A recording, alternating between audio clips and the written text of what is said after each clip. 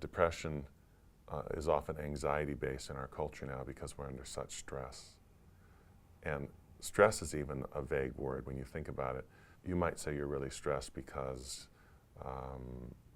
you're concerned about someone you love. And I might say I'm really stressed because of financial issues. So we have different causes of our stress, or it can even be a blend.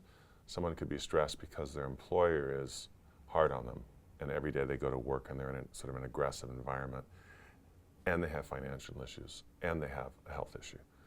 So your stress could be a combination of anger and fear and anxiety, which fear and anxiety are different.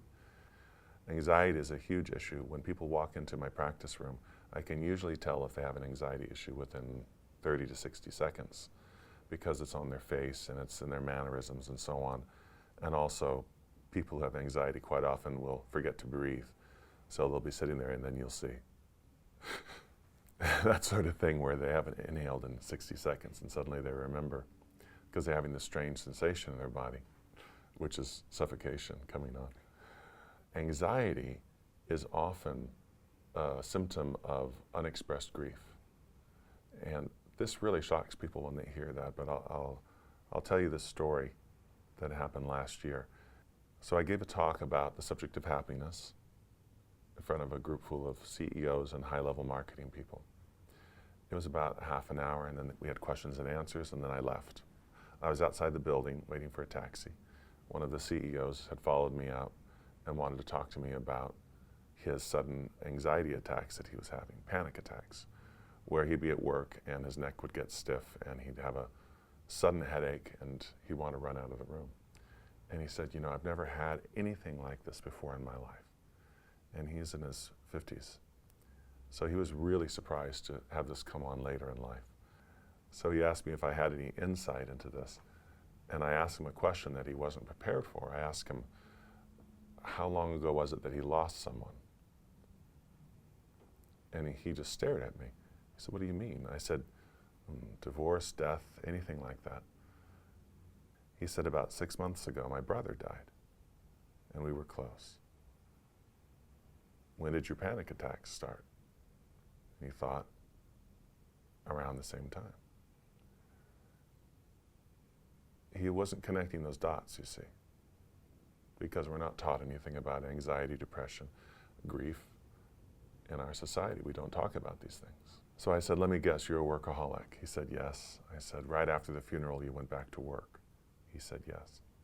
I said, you don't have an anxiety issue, you have a grief issue. Anxiety is often a symptom that comes up when we're suppressing some other really big emotion, such as grief or fear, or in some cases, anger, long-term anger. So in his case, it was grief, and this is really common because we live in a world, and especially a country, where grief is a socially unacceptable emotion. Anger is by far more acceptable. I mean, go to a bar when there's a sports game going on, people will scream obscenities at the TV, and this is considered normal. They don't apologize for it. But you can be talking to a close friend, and your friend will start tearing up and then wipe her eyes and apologize for tearing up in front of you and be embarrassed. This is not acceptable, you see. And this is a terrible tragedy in our society because it's not socially acceptable, we isolate ourselves when we go through it. When we're going through grief, we really need our community to come together around us. Yet instead, we intentionally isolate ourselves. And to make it worse, our friends, some of them will actually avoid us while we're going through grief. And I've asked a room full of people, I said, tell me if this is true. You avoid people who are grieving because you don't know what to do, you don't know what to say, and you think you'll make things worse. And almost everybody raises their hand and nods profusely. This is me that I just described. Well, that's horrible. So now you're going through grief, you're isolating yourself, and your friends stop calling you, like there's something wrong with you. This is so common. I gave this talk recently about grief, and a couple came up to me afterward, and they said, we lost our 1-year-old child in a child care accident. And half our friends stopped calling us immediately. And 2 couples actually told us they weren't going to see us anymore. because they had children and the whole subject frightened them and depressed them, so they wouldn't visit us.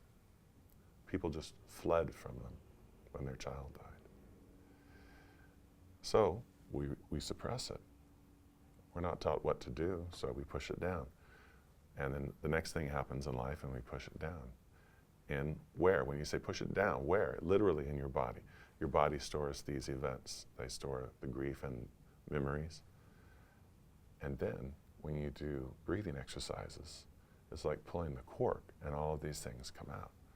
So oftentimes people will start weeping once they've taken 10 deep breaths and they don't know where this is coming from. They can't understand it. So when I explain it to them, they start to understand and are willing to go through the process of releasing sometimes years of grief. Now, my role in life is not to travel and make people cry, which someone claimed once as she laughed. She was kidding though, because what comes up with old grief is memory. And with the memory comes insight. Because we all know that 10 years down the road, we see things differently than we did at the time. So as these old memories come up, we go, oh, now I understand. And especially if they're really old, from our childhood. Now, I'm 59, so if I have a memory that comes up, a vivid memory, with the emotion of being 5 years old, I now have a 59-year-old perspective and emotional infrastructure to deal with that 5-year-old's experience. When I was 5, I had no idea what was going on. Even children suppress their emotions because they're taught to, through mostly behavior, because that's what their parents do. And the parents will also say, you know, big boys don't cry, or big girls don't cry, or you've cried enough, dry your eyes and get back out there. When grief arises, that's old, knowledge comes with it, and it's so very valuable because it can change the direction of our life.